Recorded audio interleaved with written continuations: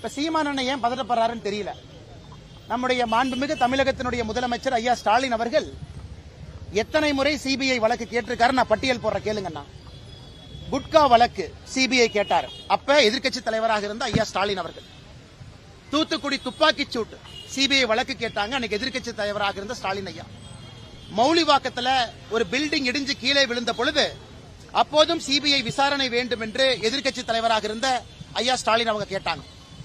Highway டெண்டர்ல ஒரு ஊழல் நடந்திருப்பதாக எதிர்க்கட்சி தலைவராக இருந்த ஐயா ஸ்டாலின் அவர்கள் சிபிஐ விசாரணை கேட்டாங்க. இதெல்லாம் எதிர்க்கட்சி தலைவராக இருந்த பொழுது சிபிஐ விசாரணை வேண்டும் வேண்டும் வேண்டும் என்று தமிழகத்தில் ஐயா ஸ்டாலின் அவர்கள் கூறியது. அப்ப அண்ணன் சீமான் அவர்கள் ஏன் கருத்து சொல்லல? அப்ப தன்னாட்சிக்கு எதிராக இல்லையா?